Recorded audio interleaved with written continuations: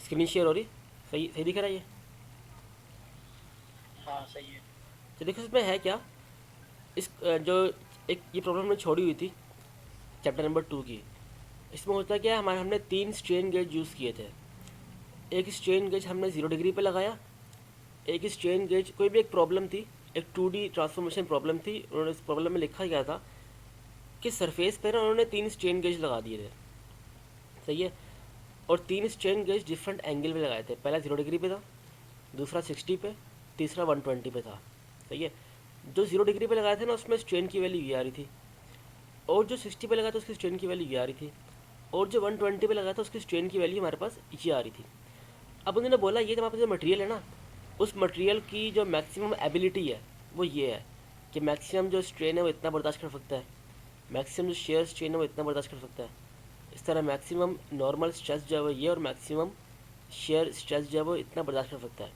जबकि उस मटेरियल की यंग मॉडुलस है वो ये है, और उसका जो पोजन रेशियो है वो ये है। तो इसको करने की मेथडोलॉजी क्या होती है, सबसे पहले आपने करना क्या है, आपने 2D strain transformation equation use करनी है। सही है। उस इक्वेशन को यूज़ करते आपके पास 3 वैल्यू आएंगी।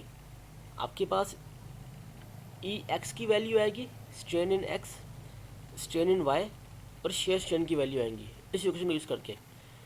फिर इस इक्वेशन को यूज़ करने के बाद आप यूज़ करोगे प्रिंसिपल स्ट्रेन की इक्वेशन, उससे आप प्रिंसिपल स्ट्रेन निकाल लोगे। सही है।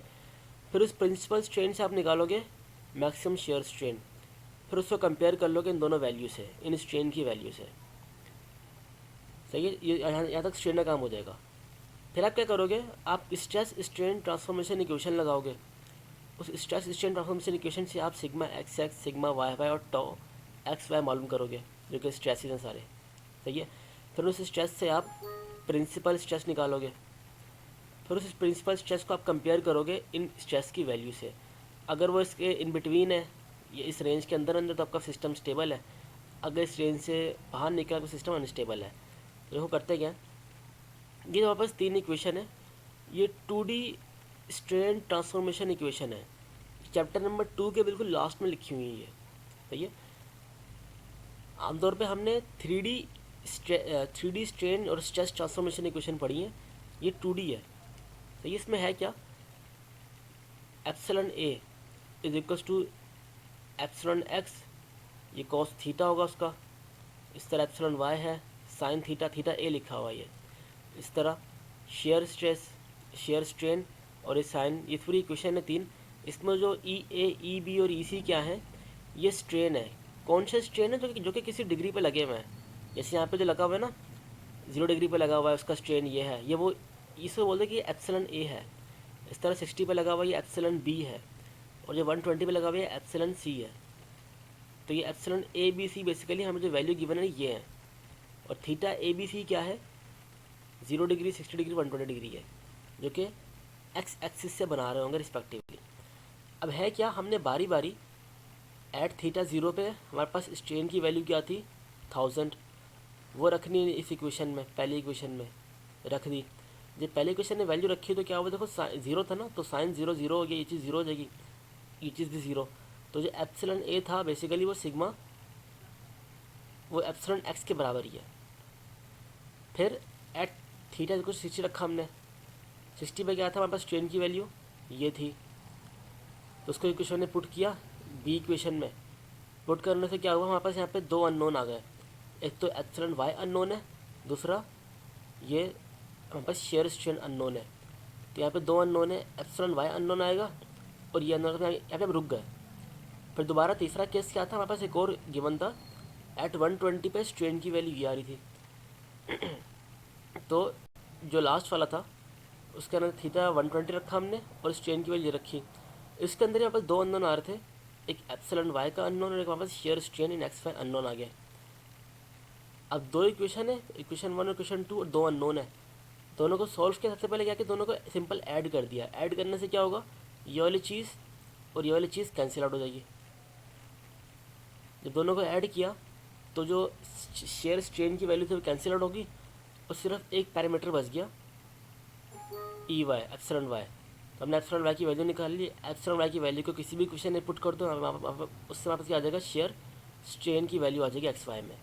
तो पहला स्टेप हमारा हो गया, ये पहला स्टेप हो गया। करना क्या था, आपने वैल्यूज़ को पुट करना है 2D स्ट्रेन ट्रांसफॉर्मेशन इक्वेशन में, और आपने एप्सिलॉन एक्स, एप्सिलॉन वाई और शेयर स्ट्रेन की वैल्यू आपने निकाल लेनी है।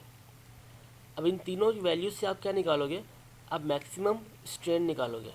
Maximum strain in term of 2D का फार्मूला ये होता है, इसमें आपने वैल्यू पुट की तो आपके पास मैक्सिमम स्ट्रेन ये आ गया। पहला मैक्सिमम स्ट्रेन ये आ गया, दूसरा मैक्सिमम स्ट्रेन ये आ गया। इसके साथ साथ आपने मैक्सिमम शेयर स्ट्रेन भी निकाल लिया, वो epsilon 1 minus epsilon 2 divide by 2 होता है, ये निकाल लिया। फिर ऐसे में क्या पता चला, जो एप्सिलॉन 1 की वैल्यू है वो हमारे पास जो मैक्सिमम अलाउबल स्ट्रेन है उससे ज़्यादा है।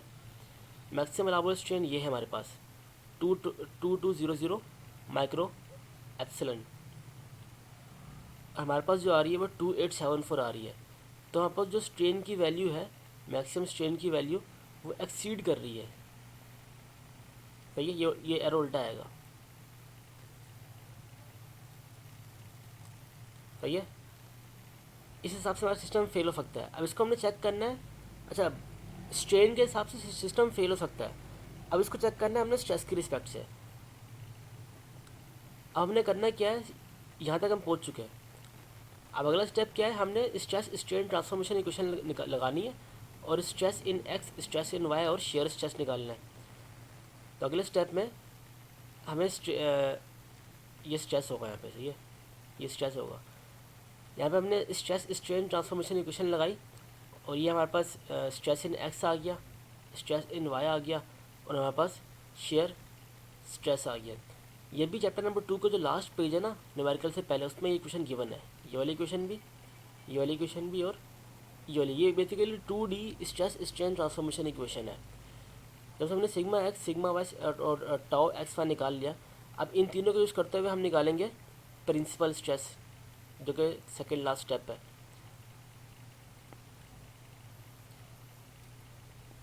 हमने प्रिंसिपल स्ट्रेस निकाले, प्रिंसिपल स्ट्रेस ये दो आ गए। प्रिंसिपल स्ट्रेस को यूज़ करते हुए हमने शेयर स्ट्रेस निकाला, और फिर चेक किया इसको।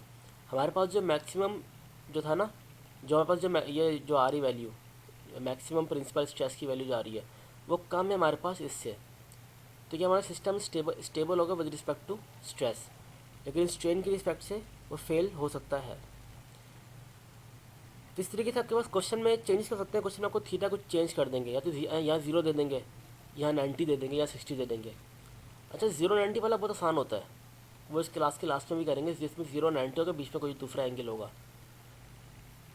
तो ये क्वेश्चन हमने स्किप किया चैप्टर नंबर 2 में, ये वो इस क्वेश्चन का ये सोल्यूशन है, ठीक है।